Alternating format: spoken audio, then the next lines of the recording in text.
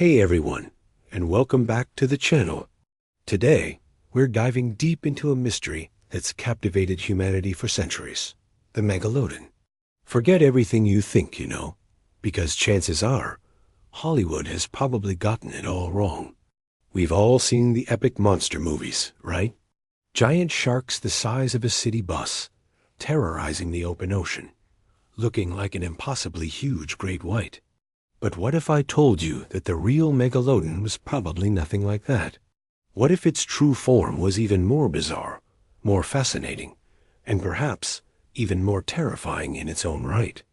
Get ready to have your mind blown, because we're about to uncover the shocking truth about what Megalodon actually looked like, based on the latest scientific discoveries. This isn't just about debunking myths. It's about appreciating the incredible power of paleontology and how science constantly refines our understanding of the ancient world. So, buckle up, hit that like button, and let's unravel the secrets of the ocean's greatest predator. For generations, our image of Megalodon has been largely shaped by pop culture. From classic monster flicks to recent blockbusters like The Meg, we've been fed a specific, often exaggerated, picture. These depictions usually show a colossal, hyper-aggressive version of a great white shark, sleek, gray, with massive jaws and a perpetual snarl. It's a compelling image, no doubt, and it makes for fantastic cinema. But when we strip away the dramatic license, we find that many common myths have taken root. Things like its colossal, uniform size, its perfect great white resemblance, or even its specific hunting behaviors. A lot of it is pure speculation, fueled by storytelling, not science. While these movies are undeniably entertaining, they've inadvertently created a false impression that most people carry today. Our challenge today is to peel back those layers of fiction and see what the fossil record truly tells us. So, what exactly do we have to work with when it comes to understanding Megalodon? The truth is, it's surprisingly little. Unlike dinosaurs, which left behind full skeletons, Megalodon was a cartilaginous fish, meaning its skeleton was made of cartilage, not bone. Cartilage rarely fossilizes well. What we're left with are primarily its magnificent teeth, thousands upon thousands of them, scattered across the ocean floor and embedded in ancient sediments. These teeth are truly monumental, some reaching over 7 inches long, which gives us an incredible insight into its predatory capabilities. Besides the teeth, we also have some fossilized vertebrae, though these are much rarer and often fragmented. It's from these relatively few pieces of evidence that scientists have had to piece together the puzzle of this ancient giant. These fossils don't just tell us about its size. They also offer tantalizing clues about its diet and the incredible power of its bite. For a long time, the prevailing scientific consensus was that Megalodon was essentially an oversized great white shark. It made sense, right? Great whites are apex predators, powerful, and their teeth bear a superficial resemblance to Megalodon's, just on a much smaller scale. Scientists reasoned that if you scaled up a great white, you'd get something very close to what Megalodon must have looked like. This idea became so entrenched that for decades, most scientific illustrations and museum exhibits depicted Megalodon as a gigantic replica of its modern counterpart. However, as research advanced and new techniques emerged, scientists began to question this direct lineage. The anatomical differences, though subtle at first, started to become more apparent, suggesting that while both were formidable predators, they likely evolved along different paths and occupied distinct ecological niches. This is where the story gets really interesting. Recent advancements in scientific modeling and comparative anatomy have revolutionized our understanding of Megalodon. Instead of just scaling up a great white, researchers began looking at other large, filter-feeding sharks and even other ancient shark lineages for clues. And what they found was truly surprising. Modern research suggests that Megalodon's body shape was likely far more robust and stout than a great white. Imagine something closer to a massively built sand tiger shark or even the broad, filter-feeding basking shark, but obviously with a much more formidable set of teeth.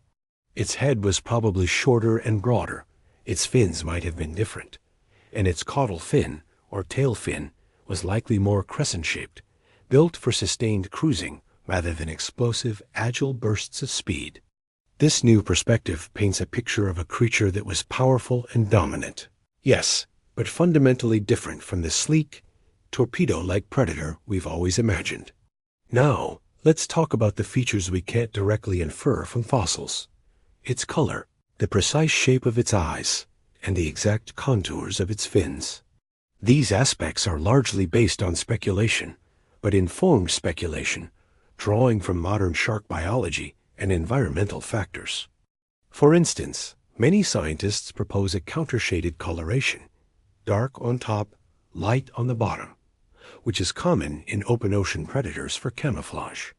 But given its size and potentially diverse hunting grounds, some theories suggest a darker, perhaps even mottled coloration, especially if it was an ambush predator in deeper waters. Its eyes, too, are a mystery. Were they small and bead-like, or large and perceptive? Again, looking at modern deep-sea dwellers or large sharks, we can make educated guesses. The fin shapes are also debated, but the trend leans towards fins designed for stability and power over sheer agility, supporting the idea of a bulkier, more powerful build. Okay, let's address the elephant in the room, or rather the giant shark in the ocean. How big was Megalodon, really? For years, the 20 meters or 60 feet figure was thrown around as gospel. This estimate largely came from early, often enthusiastic calculations based on scaling up great white teeth. However, modern scientific methods, which incorporate more detailed analyses of tooth size, jaw dimensions, and the rare vertebral fossils, have refined these estimates significantly. The consensus today is that Megalodon was likely in the range of 15 to 18 meters, or about 50 to 59 feet, for the largest individuals. While this is still absolutely colossal and truly awe-inspiring, it's a bit less than the monstrous figures often cited in popular culture.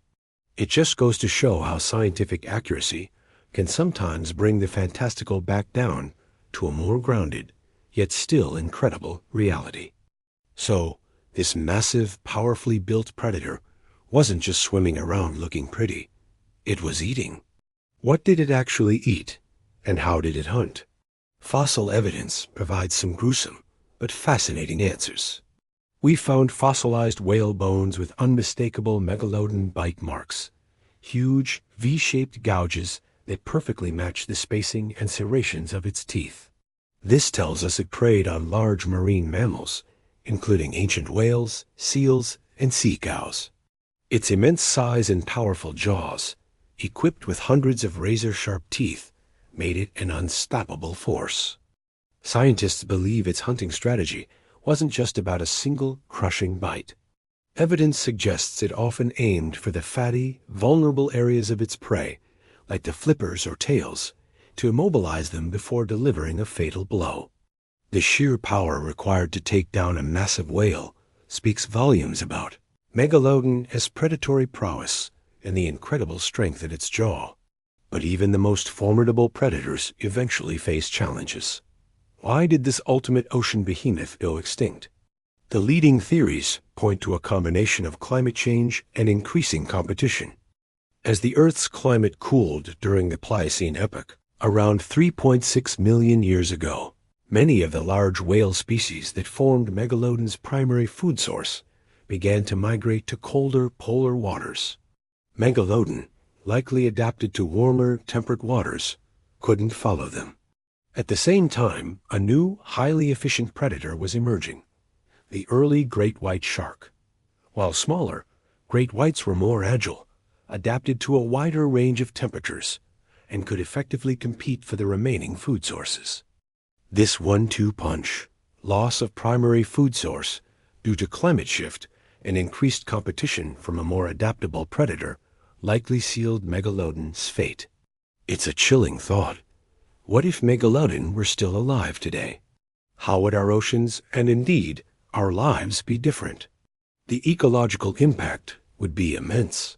Such a massive apex predator would fundamentally reshape marine ecosystems.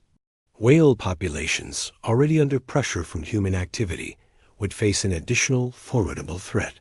We might see shifts in fish populations as they adapt to a new giant predator. From a human perspective, venturing into the open ocean would take on an entirely new level of risk. Could we even survive sharing the seas with such a creature? The sheer power and scale of Megalodon would force us to rethink our relationship with the marine environment, perhaps fostering a deeper respect or a greater fear of the untamed wilderness of the deep. It's a hypothetical that truly highlights the immense scale of this creature and its profound ecological influence.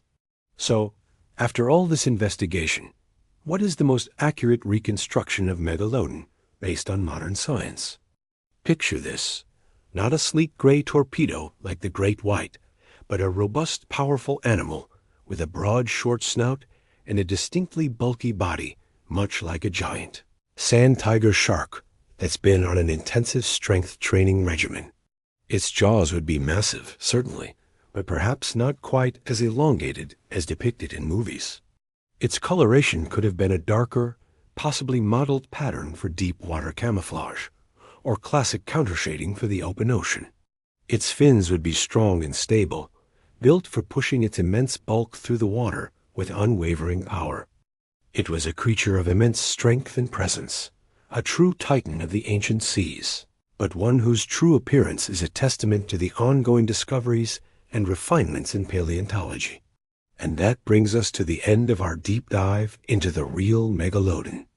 It's truly incredible how our understanding of these ancient creatures continues to evolve with new scientific discoveries. If this is what Megalodon really looked like, what other prehistoric monsters have we gotten completely wrong? Let me know your thoughts in the comments below. Did any of these revelations surprise you? Don't forget to like this video, subscribe for more fascinating explorations into the natural world, and hit that notification bell so you don't miss our next adventure. Thanks for watching, and I'll see you in the next one.